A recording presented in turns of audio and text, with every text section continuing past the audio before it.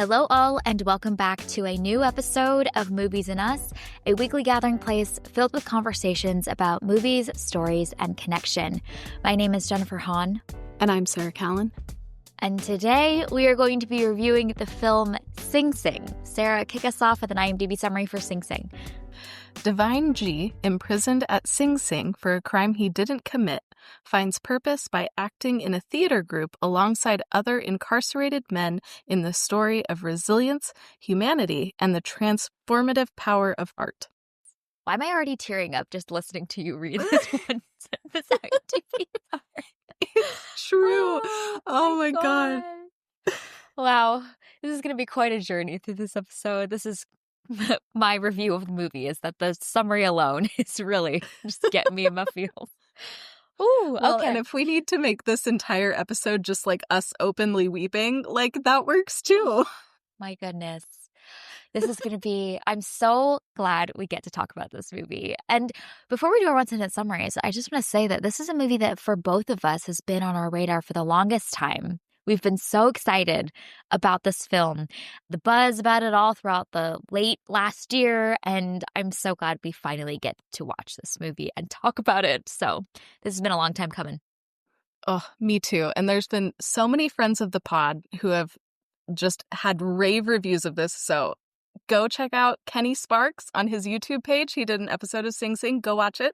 Eric from E Squared Film Reviews, he has reviewed this and loved it. And then Andrew from Revisionist Almanac, he also loved this film. So we had heard, obviously, like the critical buzz, but also from our podcast friends about like, oh my gosh, this movie is incredible. So we have been just buzzing, thrilled to watch it. Yeah. And that time is finally here. Yes, it is. And man, I'm so excited just to talk about this movie with you too, because I know there's a lot in here that I'm sure that you are ignited about too. So, okay, well, let's dive right in. So, one sentence summary. Sarah, what is yours for Sing Sing? Mine is, art is important, beloved.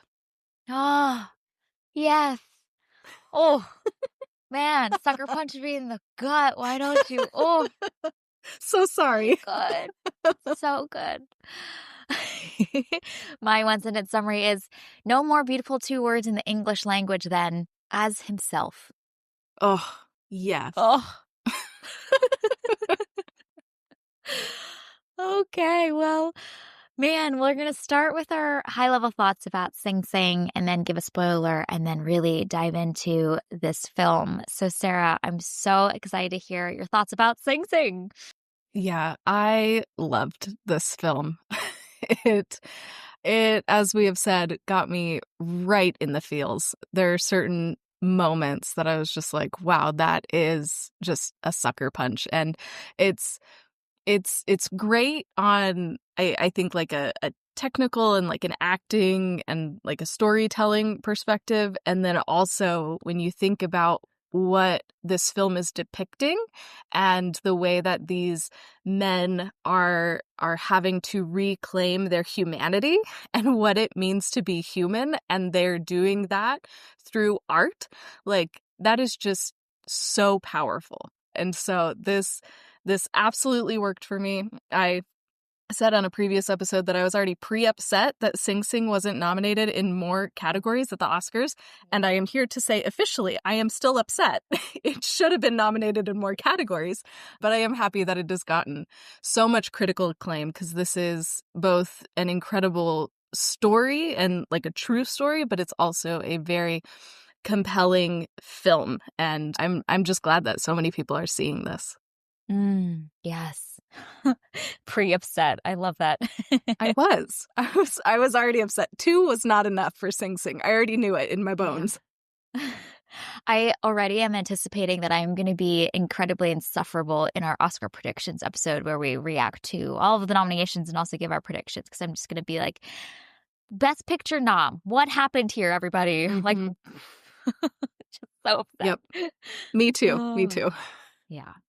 But really, I mean, this film is everything that I love about film and more, and I think has just reignited for me so much of what film can be and how film as advocacy is so powerful. And on an execution level, like you mentioned, this is incredible, of course, and the storytelling is incredible, but also everything surrounding this film, the way that it got made, who they've chosen to cast and feature and bring into this film has the impact of that expands far beyond just this being a piece of work in and of itself. It is opening up hearts and minds to a very real world reality while also inspiring us to care deeply about parts of our system that are incredibly flawed and yet is giving us a vision and a hopefulness for the future. And so I just everything about the intentionality of this film,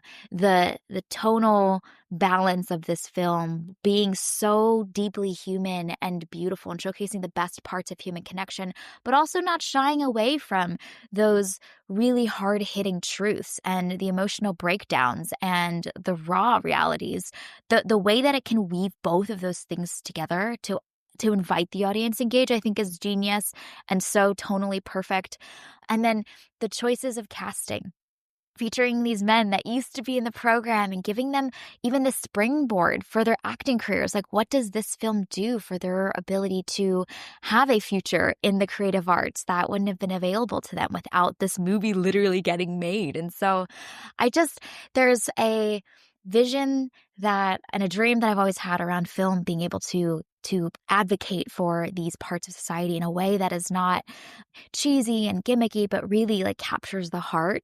And this film does that. And I feel like that's something that you and I have talked so much about when we think about our dreams for the film industry and what art can do in this medium specifically. And Sing Sing captures literally every dimension of that, moving audiences deeply while still infusing so much heart and humanity, but unafraid to boldly speak truth while also being so intentional about the filmmaking process and caring so deeply for programs like the RTA and the men that are in it, and asking the audience to open their minds to new realities is everything we long to build and hope for and dream for in this industry. And so it was neat to see how much Sing Sing like reawakened this dream in me, and then for us in this podcast and sharing our stories and talking about film being a way to just advocate for films like this is been so exciting. And so that in and of itself, I mean, the film itself is incredible, but I think also like personally too, and for us together in this podcast and our love for film, this has awakened, I think, so much as well. Yeah, yeah. I think Sing Sing is such a beautiful example of what a film can be, like you said, and I love that this exists, and there are plenty of films and TV shows that will center on prisons and some that are even like wrongly incarcerated people and all of that. But I love that this film is so centered on the humanity of each of these men. And I feel like that's something that can be missing in a lot of our media.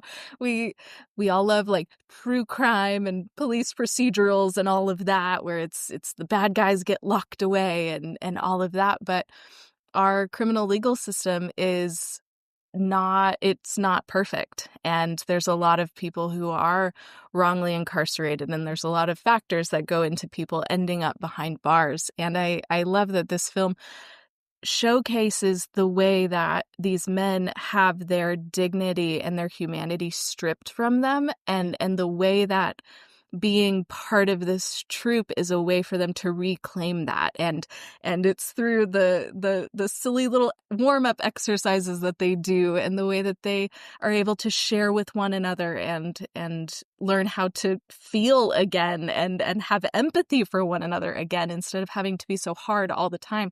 So I think it's just such a valuable kind of counter narrative to a lot of what we see in film. And then the fact that it is just so well done, I feel like just sets it above and beyond so many other films. So just the fact that this exists is so incredibly special.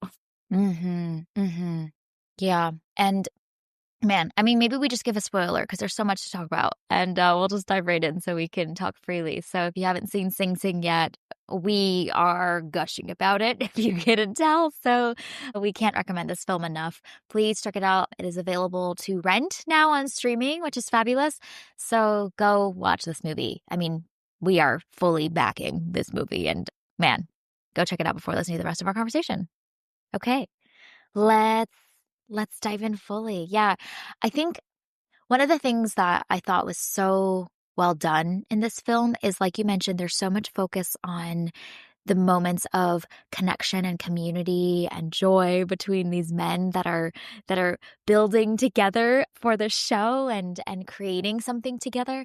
But I love the way that the film is constantly making us aware of the environments that they are in and not letting us forget that. You know, like you mentioned, a lot of other films that focus on this topic almost lean so heavily into the violence and the aggression and the surrounding like environment and horrors that happen in the prison system. And that is still depicted here, but it's done in such an elegant and graceful way to allow our minds to be so clearly aware of it, but and in fact engage more fully with it because it's not leaning so heavily into showing all of that to us at every moment. So there's a lot of camera shots where the camera slowly panning over the windows of the environment outside, and you see the barbed wire, you see how much security is surrounding them, but the what we hear is the men talking about like what show they're going to do next and their costumes, and that contrast is what's so jarring. So there's awareness of this moment of safety and joy and light that we are in, but the film doesn't allow us to forget where these men are and the access to the outside world and the horrors that are suggested without being shown. And if anything, there's something about that that actually is more heavy hitting and emotional than showing it all to us, because there's something about us as human beings that I think that when we see something that difficult so clearly in front of our eyes, we we can feel the weight of it, but there's also part of us that like it's so hard to swallow that we almost out of survival like disengage. And this film just invites us into the imagining of all of what swirls around these men's day to day outside of this room and this place of safety for them. And I thought that was so effective and so subtly done, but the film nails it perfectly. And I think in the beginning, especially, we get a lot of those contrasts. You know, obviously the film opens with the play, and then we see them having to be led back to their cells. And then there's another a moment when Divine G is outside and we see these nature shots. Like I think there's some like geese in the grass and like it's this kind of really serene and peaceful moment. And then Feeding the duck. like a siren goes off or something and they all have to drop to the ground and you're immediately just like jumped back into like, oh, this is not a serene and peaceful place. Yeah. He is in prison. And so I appreciate the way that those quick contrasts come together so that so that it's this constant mix of these moments of serenity or peace mixed with potential fear and terror. And you never know what is going to happen next and the stress that presumably would put on a person, their mind and their body, just constantly having to be in this like fight or flight mode, even in a potentially serene place. And then that makes their theater troupe all the more this refuge and this place of safety that they can go to and experience a little bit more freedom and be a little bit more themselves that they can't really get anywhere else. And so I love the way that the beginning of the film really sets up this group as like a refuge for these men, and we understand how precious and special it is to them. Yeah, it's so good. It's so good. Y'all, my eyes are sweating. I'm like, I don't think I've ever been This emotional in a podcast episode recording before. Wow, the effects of the film are Yeah. really far-reaching. Yep. Woo! But yeah, I think everything that you said is so spot on, and maybe that's why it's hit me in my feels because it is that juxtaposition constantly that these men are experiencing. And I think one of the scenes that I thought was so well done and so suggestive without showcasing the full intensity of emotion, but we can put ourselves in the shoes is when Divine G's room gets searched. And I think that happens early in the film as well. And we've, at that point in the film, gotten to see Divine G in the context of RTA, and he's charismatic. You see the confidence that he feels. He's so comfortable and in his place, and he's so vibrant and full of life, and there's a feeling of autonomy and dignity that he feels to get to like lead and steer this program, and we've gotten to see that up until this point. And then when his cell gets searched, you see how much has been stripped from him. He becomes so much a shell of that version of him that we just saw 1, 2, 3 scenes ago. And the film doesn't linger too long in that, but Coleman Domingo obviously has done an incredible job in this film, and he expresses so much of that, how just like crushing that feeling is of him going back into his room, seeing all of his belongings strewn everywhere as his space has been violated, and it's such a stark contrast, and the film cuts so quickly between the previous moment where he is so full of life with his crew to this moment, and then back into the RTA scene that we feel the same whiplash and contrast as these men do. And I think that's a great example of the film suggesting, showing, giving us the moments of what that feels like without having to show us everything in this like very clear visual way of and spending too long in those scenes too. And the film constantly does that cross-cutting between these moments of their life outside of RTA. And then I, as a viewer, am also like, oh, I can breathe again when we're back in that RTA room with our crew, And so the way the film is able to showcase that and suggest that constantly, I think is so, so poignant.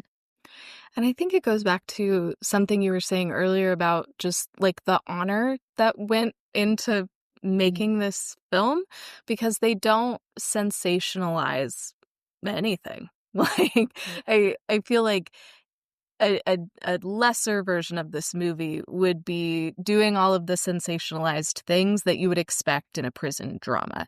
And this film, it's not interested in that because it's interested in who these men are, not necessarily what has happened to them. So I also love that we don't know why these men are in prison. Yeah. Divine G, we learn why, and then Divine I, we get kind of like hints as to why he's in, but that's not the point of the film.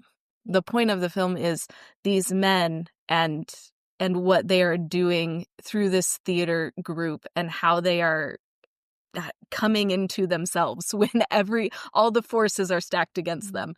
And that is what is important. And so I love that this film uses all of these components to let us know that they are in a very dehumanizing situation without having to sensationalize it, because we get it.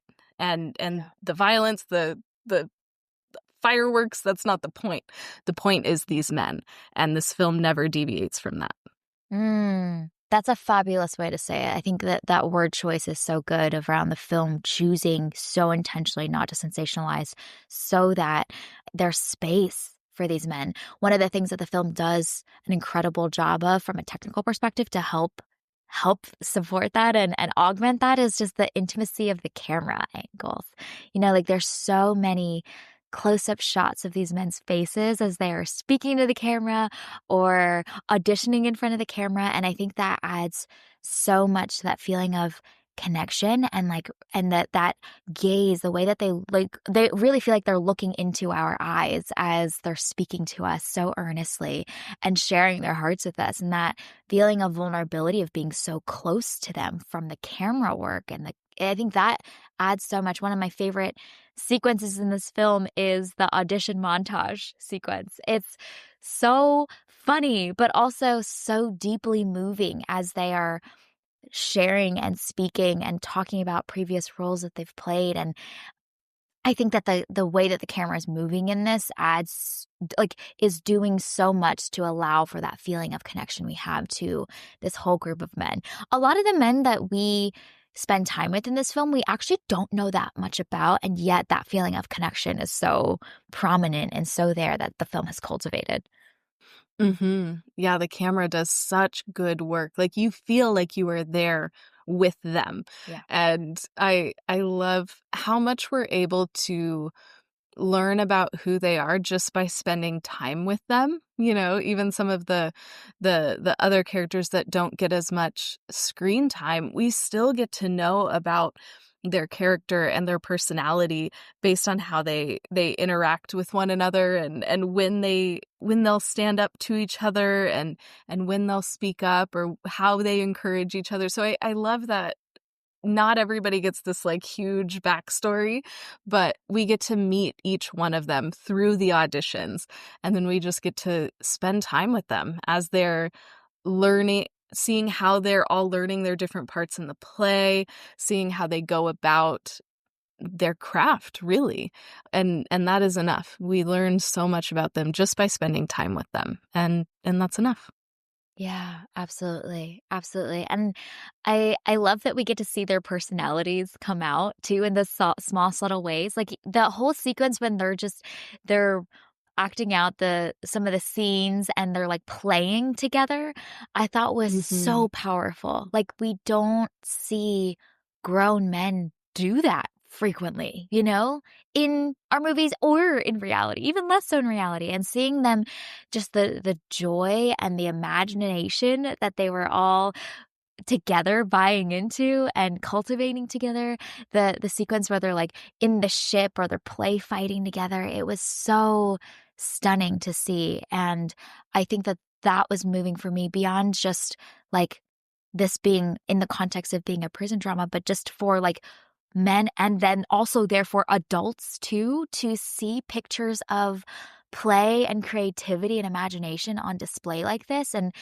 in a lot of ways, the vulnerability of play is an aspect of this film that I think is also teased out a little bit when we see that divine eye when he first shows up.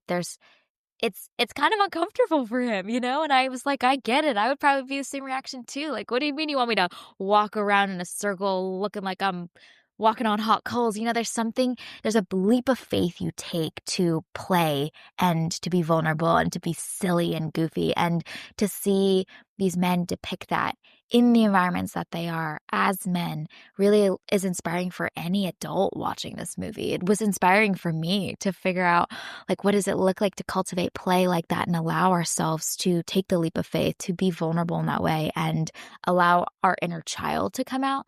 And imagining that for myself is one thing, but then imagining that for these men that have grown up in environments and are now steeped in an environment that is dehumanizing and pushes them to close off and shut down and be hard and isolate is even more of a testament to how beautiful those moments are when they're just being silly together. And I love that you see that in the brainstorming session where they're coming up with this crazy idea for this play, and everybody is just throwing ideas out, and there's no hesitation, there's no fear of like, "Oh man, this is a crazy idea. I'll probably get made fun of for it." But they have such trust Mm. with each other that they have that safe space to create and dream and imagine together so that they can be vulnerable. Because, like, dreaming and creativity, like, those are very vulnerable acts, and they have enough trust between them to be able to do it. And I loved that brainstorming scene because it's all kicked off by Divine Eye's idea of doing a comedy, and the group is like, "Yeah, actually, that's a great idea. Let's do a comedy." And that infusion of that idea just sparks something in all of them that they are able to run with. And I thought that that was just such a cool way to showcase this group and how like democratic it is, that Mm. even though Divine G seemed like he was kind of the leader, they actually make decisions all together and they're open to these new ideas coming in. And I think it's because they have built such trust with one another that a new idea like that coming in doesn't create fear or like closed offness, but in fact sparks creativity and joy and imagination. Yes, and the way that, like, all of their ideas could come together into this, like, time travel play. That Just nobody so understands. right, nobody gets it, but they're like, "Sure, makes sense why Hamlet is talking to, like, the Egyptians or whatnot," and what I love about that sequence too is that you can see Divine G's not too thrilled about it, you know?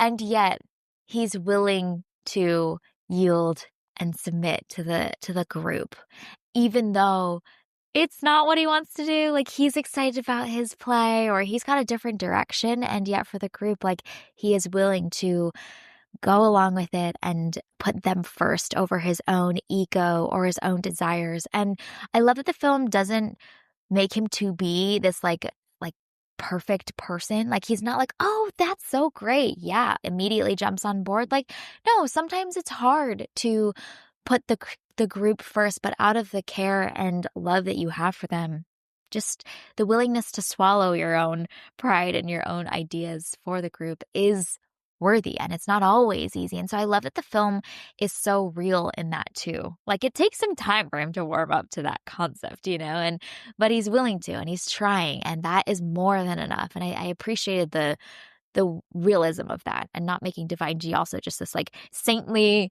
stewarding man that's part of this group of just willing to yield. Like, no, he's got his own stuff he's figuring out too, but it shines so much more brightly that it's not easy for him, that he's willing to.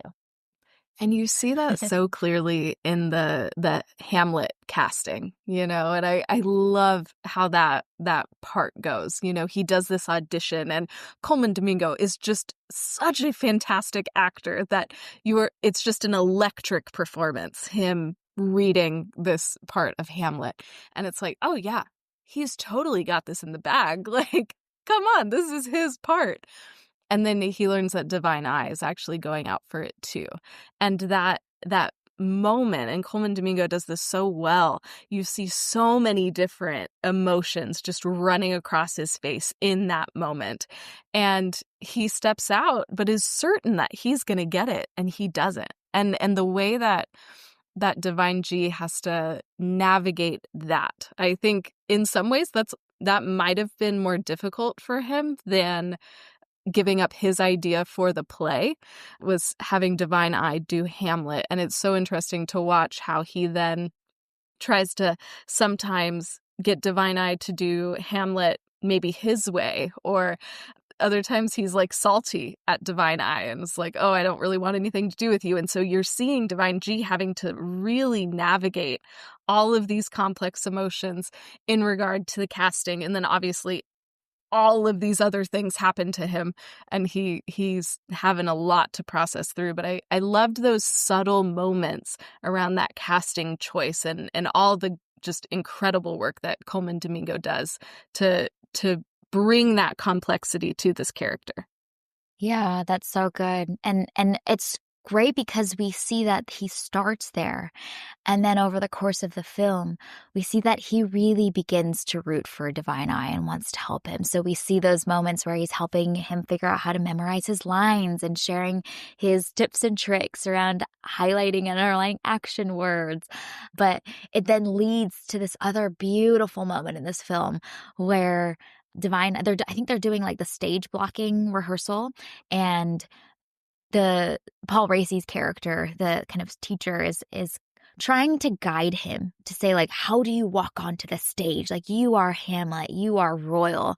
And Divine Eye's not getting it. And it was fascinating to see the way that Paul Racy's character communicates is like clearly there's a mismatch in understanding what this other person needs. And there's just like grown up, like experiences growing up and environments and culture and race that factor into that like inability to really fully see. Like he's trying. Paul Race's character is an amazing job to try, but it's not connecting. And the fact that Divine Eye is actually getting agitated by the things that he's saying. And then we see that Divine G quickly like sees and intuitively knows like this is not going well. And he steps in and he guides and coaches Divine Eye in just the way that Divine Eye needs. And he's the way that he communicates too, like, look, like us brothers, we walk into rooms apologizing to be there with our heads cast down. But you are Hamlet, like walking like a king. And you see the way that immediately clicks for Divine Eye. And so it's beautiful to see the way that there's a connection and a deep understanding that Divine G can play a certain role and coach and speak and communicate in a way with Divine Eye that no one else can. Like this Paul Race's character, he so well-intentioned, so beautiful to see the way that he pours out into these men. But there's just going to be a limitation of understanding that he doesn't have, that Divine G specifically can speak into. And the way that scene unfolds and you see the way Divine Eye really feels that and can and embraces that as he redoes the scene all over again was one of my favorite scenes as well. And also I think a sobering truth that is important for the audience that may come from a multitude of different backgrounds and environments and childhoods can also see clearly and be humbled in knowing that there are specific things that we can and cannot speak into, and the humility to recognize and admit that is healthy for us to build connection, actually, to know where we can relate up until a certain point, and then there's a leap of faith that we just have to know we can't, and that is healthy. That is good for us to know, and to allow space for others to step in is really good. And I love that this film, obviously there's that bond that forms over the film between Divine G and Divine I, and that is a main focus of the film. But it's not just those two that the film is centered on, and you see the other men in the troupe also speaking into both of them as well, and calling out both of them when they need, or encouraging them when they need. And so I appreciate that this film isn't solely focused on these two characters, though they are a main focus, but it's a reminder of, like you were saying, the importance of that community. And it's not just one person that's going to help another one to transformation, but it's in this community that we grow and we change, and we can process through the good things and the bad things in our lives. But it's with a community. It shouldn't be done in isolation. And I loved those moments when some of the other guys would also step up and say something, or try and like gently correct or give another option. I thought that those were really, really important to making this feel more well-rounded. Because I think if it was solely focused on Divine G and Divine I, it might have felt a little almost like, it's not, this is a bad way to describe it, but like almost like buddy comedy things, although this is not a comedy. But this really emphasizes the importance of the group and that RTA troop and the value that they have in each other's lives. Yeah, that's a great point. There's probably another version of this film, a lesser version of this film that like spends all of its screen time on like conversations back and forth between Divine G and Divine I alone, you know? And we do get a few of those throughout this film, but for the most part, I would say the majority of our screen time is with the entire group together and seeing them collectively talk and have conversation and encourage each other and guide each other. And there's a few key moments of one-to-one conversation between Divine G and Divine I, but you're right. They are restrained in not leaning too heavily into that, and understanding that it's this collective that is what is safe and beautiful about this, not just the one-to-one relationship. That's so good. Yeah, it's the whole group, and we just love them all. They're all so wonderful. Yeah. Yeah. One other thing that I wanted to mention in that scene with Divine G helping Divine I, and that how do you enter the stage sequences, he says a line to him to specifically in the context of Divine I's part as Hamlet and what the motion of that, but he says anger is easiest to play. What's more complicated to play is hurt. And I was like mind blowing, like the way that that truth could be communicated in the context of them working on this scene. But the truth of that extends so far beyond just what is Hamlet feeling and experiencing and how should you play it in this scene. It's actually like, no, in life, this is also true that so much of our anger is rooted in a deep, deep hurt that is unable to be processed and expressed because it is hard and vulnerable. And so it comes out in the form of anger. And what's incredible is that we see that reality, that truth, we saw that play out with Divine Eye. At the beginning, when he joins RTA, there's a lot of anger that comes out when he's feeling uncomfortable or he's feeling vulnerable, and it shows up as anger and he's combative. And we see that journey that he goes on. But then we see that same truth come to life when Divine G, after his hearing is denied, that he acts out in anger too, but it's out of a place of deep, deep hurt. And so I thought that one of the truths that this film uncovers is showcased and spoken clearly in the context of working on art together, but the far-reaching impact of that in how that comes to life in our real actual lives as human beings was also displayed so fully too. So the echoing of all of that together, I thought was so fascinating, so beautiful, and allows for us as the audiences to see that when we are experiencing anger or we're seeing others experiencing anger, to see beyond that and to not fuel and become reactive to that, but understand that there's probably deep hurt beyond that within ourselves, within the people around us, that allows us to just maybe be a little bit more gentle and holds better space for those that we love that are experiencing something and it's coming out in the form of anger. And so, man, I thought that was genius, the way that all came to life. And specifically that Divine G doesn't say that to Divine I in the context of their lives together, but it's in the context of working on art and an artistic endeavor together. It lessens the feeling of that, how much that can like feel like an attack or and whatnot in some way of like, what do you mean I'm hurt? It's we're talking about Hamlet, we're just talking about Hamlet, but the way that thought can trickle into our other lives and come to life is really beautiful to see and so fascinating, the way that the film brings that to life. And I love that everybody in the room understood what that meant too. It was this really, like, obviously that's a beautiful line and so powerful, and I'm going to be thinking about that for days. But you could see this, like, the light bulb turning on for everybody in that room, including Divine Eye, who a few moments ago just like wasn't understanding.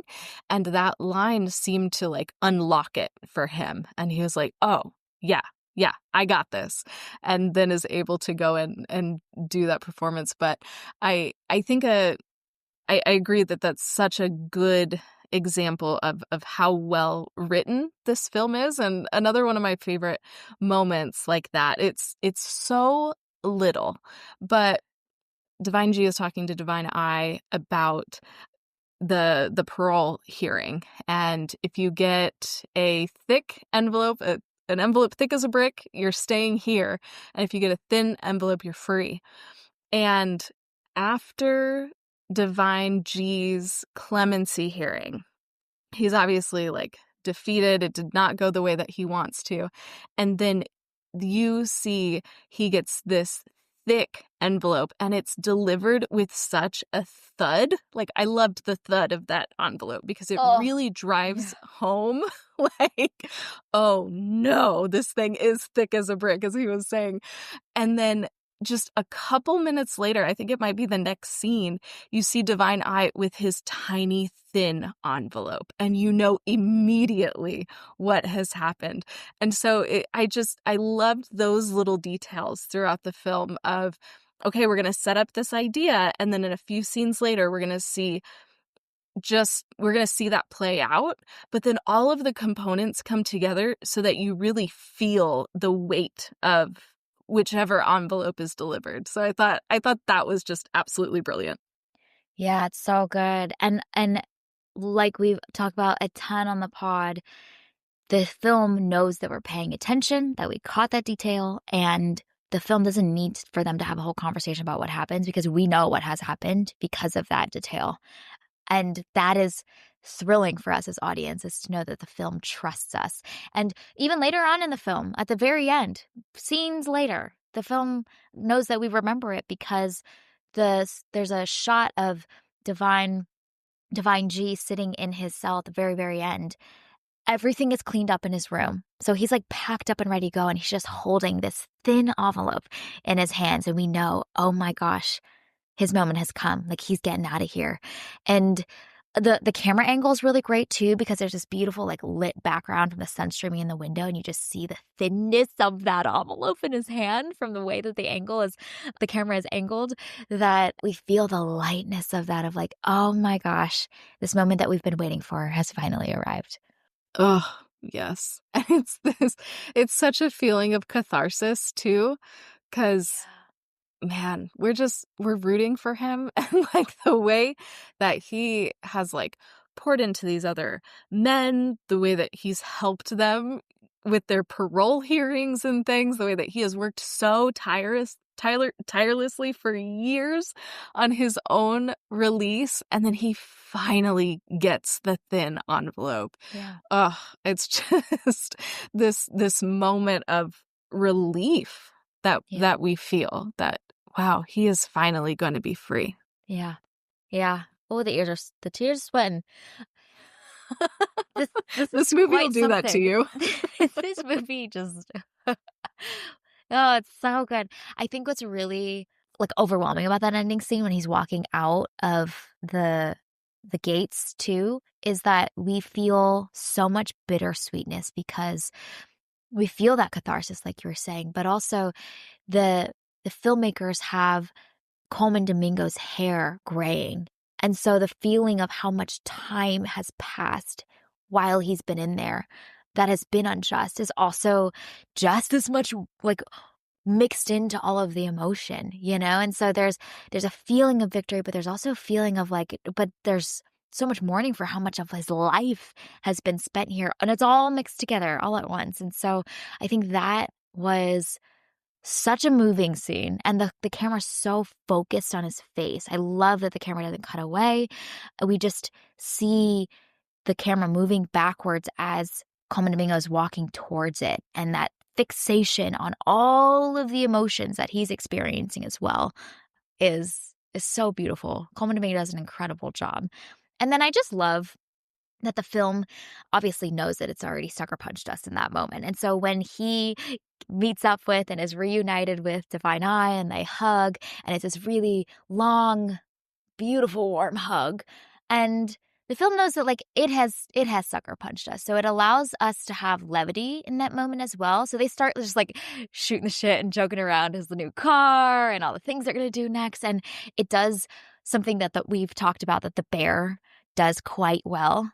Shout out to the bear. Go listen to our episodes on TVNS Pod where we reviewed so many seasons of the bear. But the bear does this too, where it gives us an incredibly moving, emotional moment and allows us also the path out of it too, to like lighten up the mood as the film is ending, and knows that we don't need to sit there for too long, and knows the pacing and timing of when it's actually more effective in the emotional impact for us to not sit there for too long. And so we get them just like getting to banter together afterwards and seeing that connection and the trust, the dynamic between the two of them that has been so steeped in their time together in Sing Sing that is still just as vibrant and beautiful now. So I love that they just start shooting the shit together after they have that long embrace. And I think it's that mix of all of those things that makes the ending feel appropriate and not cheesy. You know, I feel like this ending could have easily become like too sweet, but this feels it feels cathartic, but it's also so heartbreaking at the same time, like you mentioned. And then even in their reunion, that also could have been too like sickly sweet, but it's not. It's this really heartwarming moment between these two, and they're both just going through all of these different emotions in this one moment, and we are just there alongside it. So I think it's brilliant in how it's written and filmed, but then also just tremendous performances from these two actors that really make it feel grounded and appropriate instead of feeling cheesy. I think that's a really great point, which is the right balance of not leaning too heavily in either direction, and how perfectly curated all of the mix of emotions are, the right levels of all those ingredients together to make the impact that this film wants to have. And in fact, what's great is that like every one of those emotions actually becomes more deep and more vibrant because they haven't leaned too heavily in any of them. You know, they the allowance for our thoughts to wander and to engage with it makes it deeper than us being pummeled over with all of this emotion all at once. There's an invitation for us to like really ponder what this means. And I think the film does that throughout the movie. And I think the ending, like you said, is such a great example of it. Oh, Hmm. this movie is perfect. Like, I really would, there's rare moments where I'm like, I don't think I would change anything about this. Can we talk about the score also? Oh, yes, please go ahead. Oh my gosh.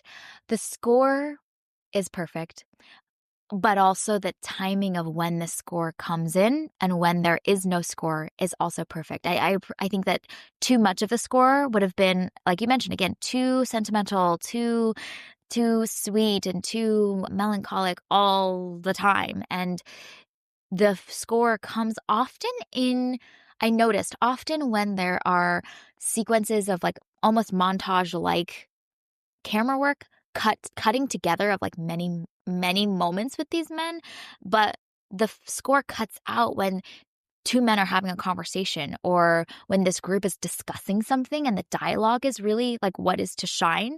And I thought that that use of not overusing the score and only using it when there's a heavy hitting moment that they want to really augment and emphasize, and if not, like get that out of there, you know.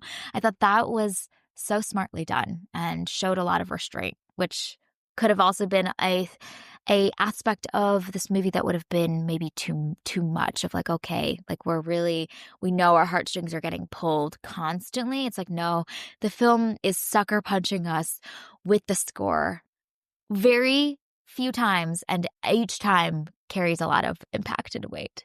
Tell me your thoughts about the score.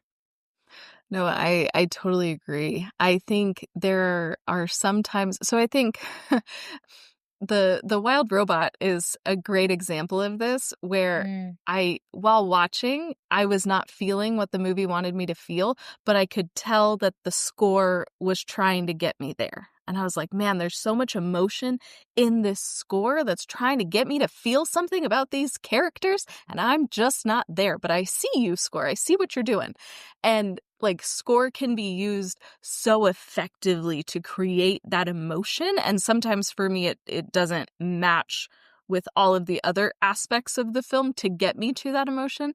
But I feel like restraint is such a good way to describe the score in Sing Sing. It's so effective, it's so powerful, and yet it's not overpowering, because mm, you don't have to rely on the score to achieve these things, because it's all working in concert together. And so it's the dialogue and the performances and the story and everything. And the score is just an enhancement to everything else that we've seen. And I agree with you. I don't think I would change anything in this film, yeah. which is wild. Like, it was an immediate like 5 stars for me on Yeah. Letterboxd, like no question, because everything works together so cohesively, and nothing felt out of place or off for me. Like, it all worked together to create this incredibly powerful and moving experience. Yeah, completely agree. I think one of the things that I was really thinking a lot about after the film ended that I appreciated a lot and really was the cherry on top of like, no, this film is genuinely perfect, is the lack of text at the end of the film around like what happened next with RTA and what each man went on to do, which we've seen movies that do that. They're like, this person went off to like be with his kids. This person's still in it. You know what I mean? It's just like the like flashing text on screen that then fades out around like what happened next. And it's like all this film knew it needed to do was show montages of real RTA shows, which was so powerful and exciting to see. And then ending with this blue text on screen that says this is dedicated to all those have gone home and those that are still there. And I think that was so elegantly and so gracefully done to take this film about these men, which we obviously are very deeply invested in, but invite our gaze to be higher and bigger and to see this as a larger system. And then the role of art and advocacy of this film for what this means for the system and the masses amounts of people that are in these circumstances, and some are seeking and finding transformation and some are still stuck. I think that was perfect, like without the text on screen. Sometimes I hate when there's the like, and then this person went on to blah, blah, blah. And like this film knows that that's not what this is about because it knows it's already got us invested in all these men. So I think that was another example of a small detail that was so intentionally crafted and very intuitive to know and align to the mission of this film overall. Yeah, I loved that. And I don't know about you, but I really didn't know anything about this film going into it. I don't know how I avoid these things, but I didn't know that there were like formerly incarcerated people in this film. I had somehow missed that memo.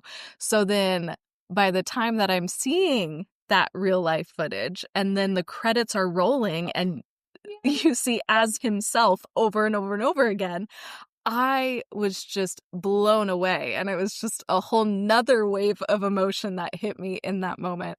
Yeah. And then the other part about that I love is I read afterwards that they wanted to make sure that this film was made equitably and try to make sure that everybody got a livable wage. So everyone was paid the same wage. Yeah. And I love that so much because again, the thesis of this film about it's focused on these men and them retaining and reclaiming their humanity in a society that dehumanizes them. I would imagine that the movie industry could also be pretty dehumanizing at times, and yet this production stayed so true to the theme and the heart of the film to make sure that everybody was treated well and they were paid well for their contributions, even if it didn't matter what they did. They were still paid well and paid a livable wage. And I think that is so special in the film industry when there's some shady money stuff that happens. But it's a really important decision that this film made. And I think the thesis of the film is filled with so much honor, and it's nice to see that the production of it matched that. So it's cohesive and there's that integrity in the film as well. Yeah, absolutely. Absolutely. And I was also reading about this film afterwards and uncovering a dimension that really made me think a lot more too, which is that for these men that are starring in this film and having this exciting opportunity, I was focused on that part, but learning about how the film crew was so intentional to have counselors available and on set with them, because returning back to these environments and these places brings up a lot of emotion and trauma for these men that have spent so many years here. And so even to just like be in the costumes and the sets and to be in these locations again, the motion of that and the trauma that resurfaces up for them was a consideration that I think the film has, and the creation of the film has thought deeply about enough to know that like we are going to have people available here to help and process a lot of this, to go back to those places where you've experienced so much pain, but also so much hope through this program. And it also is, I think, a greater testament to how much these men that were formerly incarcerated, that are playing these actors that are formerly incarcerated in the film, like there's a cost to this too. And their willingness to still be a part of this and to see the vision and to see the mission here was worth it enough for them to go back to some of those places of pain for them and to do this whole project and go through with it. And so that added so much more depth and stakes to them playing themselves and playing these roles again and being willing to even do this project because they can see the impact and how much this is going to mean to a lot of people. Ugh, it's just so powerful. Like, So good. Right? Like, because, yeah, I obviously, prison and all of that, like, it is a dehumanizing system, but there are dehumanizing parts of our society. And so yeah. for this film and like these men just making sure, like, I forget, Dan said, I wrote it again. He said about the program, we are here to become human again. Yeah. And there are so many like parts of our world that are dehumanizing. And so that the fact that this film can provide inspiration for all of us to look at our lives and go, okay, like, what are these dehumanizing forces? And for the production of this film to also go, Yeah. you are not just, an actor. You are not just a prop. You are not just here for background color. Mm-hmm. You are a person. You are a human being with dignity and worth. And we are going to make sure that you are not just paid well, but that you are also cared for physically and mentally in this very difficult environment. Like, that is so important. And I hope that other, I don't know, productions will take a look at this model, because that's so valuable. Like, Mm-hmm. human beings are important and we should care for ourselves and each other. And this film just provides such a great example of how that's possible and how doing that helps contribute to creating a really great work of art. Yeah. You said it perfectly. Mic drop. Pew. So good. No, that's perfect. It was just, yeah, getting back to the heart of what connects us so deeply, and it's so good. I just have no words for this movie anymore. Even though I've gone through literally like probably like 5% of my notes, but it's okay. Any other last big things that we want to mention before we wrap? I think we could talk about I this movie just for hours, but I know. We have not even like scratched the surface of my notes. yeah. But I just want to shout out, and I touched on it in my one sentence summary, but I love the usage of the word beloved. And I think that is just so powerful because, again, dehumanization, we can use dehumanizing language, and calling somebody beloved is so important. And that moment when Divine I called Divine G beloved, I lost it because it's so meaningful in that moment. And it's so powerful. So I loved that whole thread, and that had me just gutted in that Mm-hmm. moment. So Yeah. it's so effective and also so important. Yeah, so good. So good. I love that. And it's such a through line throughout the film, too, of them speaking identity over each other. There's a whole scene where Divine Jesus says, Divine I, you're an artist. After Divine I is talking about how he's felt like he's just like destined to be a gangster because that's the role and that's the lot that he was dealt. But he's like, no, you are far more than that. You're awakening things that were dormant in you, he says. Oh, it's so good.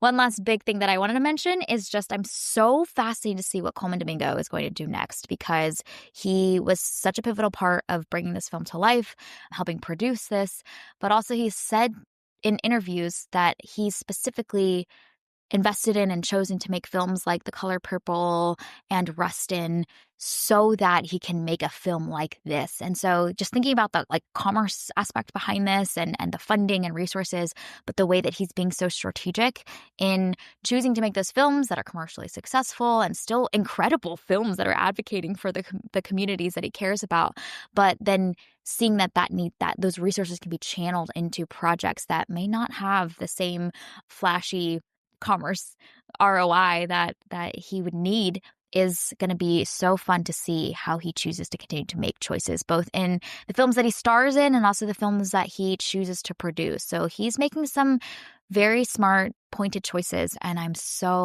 love every bit of them, and I'm so excited to see this man just transform the industry. It's going to be incredible. Oh, yes. He's such a tremendous actor, and he is using his money so well. He was also recently in a Netflix series called The Madness. I didn't love it as much as I wanted to, but he is fantastic in this, and it goes really interesting places. So if you're into like a political thriller, it takes a little while to get into it, but once you're about like halfway through, you're into it. So go check that out if you want to see Coleman Domingo in a very different type of role. Yeah, it's fascinating to see what he chooses, and he's always great in everything. So shout out to Coleman Domingo. So good. So good. All right. Well, this was our review and discussion of Sing Sing. You can find it available on streaming. As you can tell from our last hour, we cannot rave about this film enough. This is probably, one of the films that we would highly, highly, highly recommend you go check out and see. So beautiful. So good.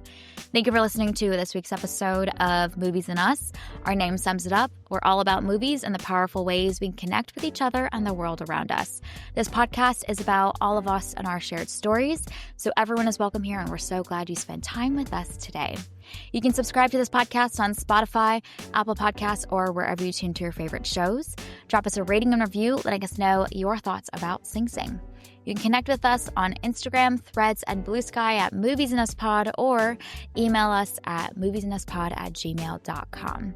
We will be back very soon to discuss the film I'm Still Here. We hope you have an amazing week, and we'll see you all again very soon.